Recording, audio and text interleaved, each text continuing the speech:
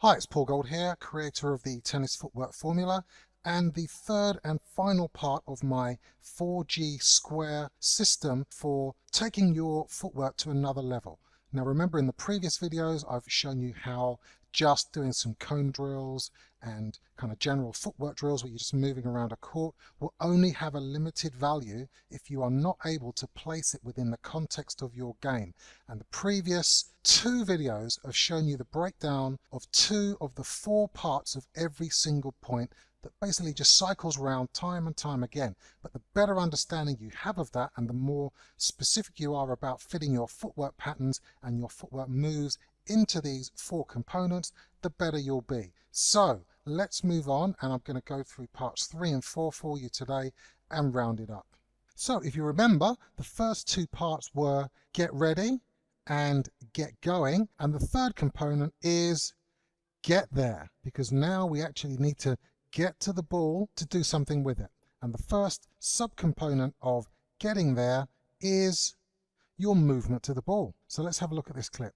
So you can see Federer having served. His main priority after this shot, which comes back up the middle, Djokovic hits one in the corner, and it's how does he get there? Now, as you can appreciate, how you get there and the movement patterns you take to get to the ball are going to be absolutely crucial in terms of the successful execution of your shot. Following that, you need to decide what stance you're going to use to play the shot. And there are many stances, but let's just have a look at Federer for the moment. We're going to look at the same clip, and you can see that ball up the middle. He's playing a semi-open stance. On this one, he's going to be playing what is predominantly a closed stance. And for this backhand, again, it's a closed stance. And there are variations of that, but we haven't got time to go through it at the moment, but there are more thorough explanations inside the tennis footwork formula. But I just want you to appreciate how important the correct choice and then execution of the stance is going to be. Now, following on from that, playing the shot. And I make a point of this because for most people, this is the only thing they focus on. But they don't realize that all the previous stuff we've spoken about is vitally important in terms of the success of playing the shot. So let's just roll this on. Now, I don't want to say too much about this because it's pretty obvious that how you play the shot is going to have a massive bearing on the rest of it. But once you've played the shot, we move on to the fourth big component of our 4G square, and that is get back. Because once you've played the shot, you need to be getting back into position to play another shot, even if you think you may have hit a winner. And the first component of the get back section is the balancing and the crash recovery. So what do I mean? So let's just look at Federer here. He gets pushed wide on this ball, and it's what he does in terms of moving from this position that I've stopped here into getting it from that really wide, drawn out position. Look, how does he keep his balance? That's down to agility, that's down to a good center of gravity and just great athleticism. But overall, it's the crash recovery, your ability to come out of a potential crash position and being able to carry on to get back into the point and into the court.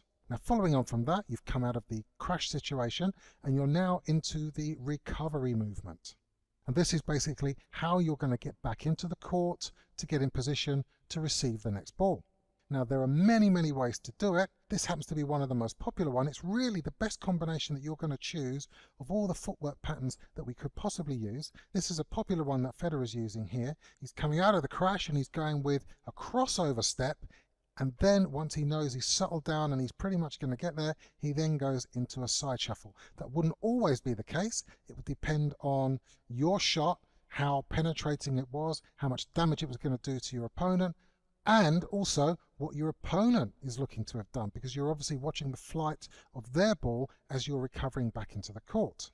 Now, moving on from that, the final component of the get back section is what I call the correct geometric position. And this is something not many people focus on when you're talking about footwork.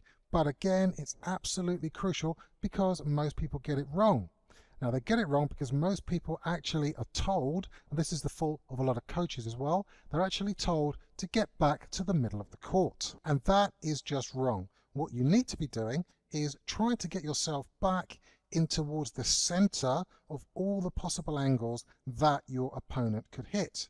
But a very, very simple way of actually going through it is to go back towards the middle, but not right to the center, but end up on the same half of the court that you've hit your shot from. So let's just have a look at some footage. So you can see Federer here, he's actually played a wide shot there from the forehand, but he's actually gone back towards the middle, but he's stopped to the right of the center. Now the reason he doesn't go all the way back to the middle is because by rushing back to the middle, he then becomes susceptible to the cross-court shot from Djokovic, which would mean him going back on himself, and that's the hardest movement to make.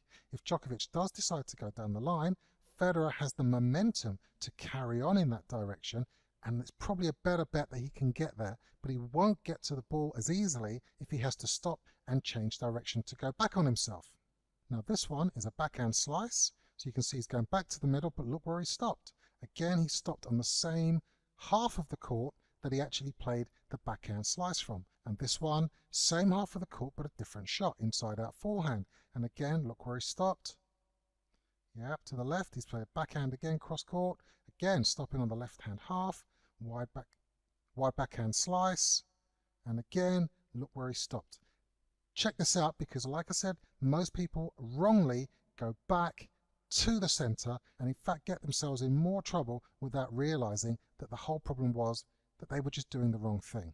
There you have it, guys. Here's the 4G square, and what you can see is that they basically all go round in a cycle. Now obviously all the components have their subcomponents, so hopefully it's given you a little bit more of an idea as to how you should be breaking down every shot you play. Now in terms of the tennis footwork formula, you're perfectly set up, because within the formula where I show you the drills that you need to be doing in terms of testing, where I show you exactly how you should be moving on the court and why moving on the tennis court is so unique and different to most other sports you'll find out there.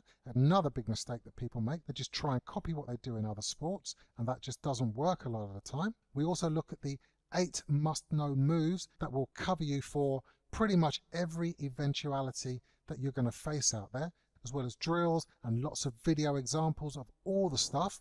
And I've got lots of videos in there for you where we break it all down, and then we go to videos of some of the top pros doing it. So with the tennis footwork formula and what you've got over the last few videos with the 4G square, you really are set up to have the complete movement training at your fingertips. And to be honest, you really should be gathering by now how important movement is. Without good movement on the court, it doesn't matter how good your swings are, how good your mental game is, you really are not going to play anywhere near as well as you think you can. If that hasn't become totally apparent yet, you really need to take my word for it.